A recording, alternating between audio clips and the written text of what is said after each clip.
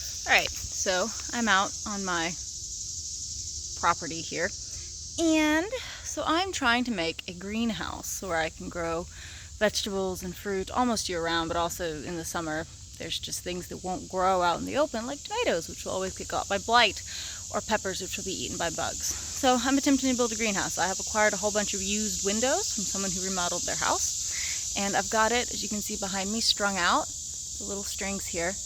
I've got it 10 by 15, so not huge, but not tiny either.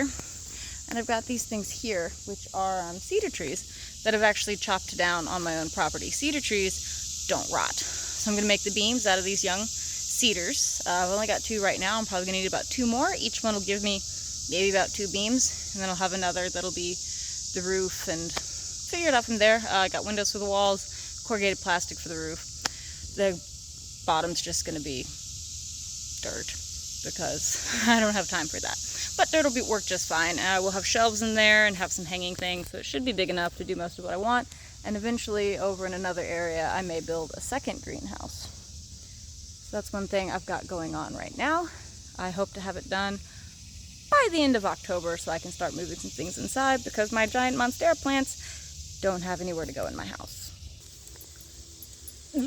Screw that up. So behind me here, I have, well, actually I can just turn this. I have my pumpkin patch. I'm growing pumpkins for Halloween. So I got them in containers, halfway buried in the ground with my dog, my other dog. And I had a pine tree fall down that we chopped up, and I'm using that as support. So I'm going to let some of them climb and let some of them sprawl. So I've got them halfway buried in little pots. Some of them have nice compost. Some of them just have the natural red dirt we have here in Alabama. I've also got some coneflowers, blueberries, and a pear tree that will eventually be planted. This whole section here, actually here's some more pumpkins. I have a lot of pumpkins. I planted a whole packet and they all sprouted. But this whole section here will eventually be cleared, just like this, all the way down to the very end of the yard here, which is the rest of my house. And we will make that into a orchard. We're going to have a row of blueberries, we're going to have a row of blackberries and raspberries, we're going to have raised beds for strawberries, and we're going to have pear and apple trees, possibly peach tree. See what else we can get going. But this is my current happening. It'll be over winter that this section of ground will be made into what it eventually will be. That is what I'm currently working on, if you care. So my channel has gone from let's talk about different uses for herbs to let's garden and grow things. We'll also do different uses for herbs, and I will be posting one of those next. I just thought I would show anyone who wanted to see what I'm working on. I'm building it all myself, doing it all myself. I'm clearing it mostly with hand tools, so it's a great adventure. This whole patch I cleared out with a shovel, and the rest of it I'll probably also clear out with a shovel when it's not 100 and something degrees outside. And I'm chopping down the cedar trees.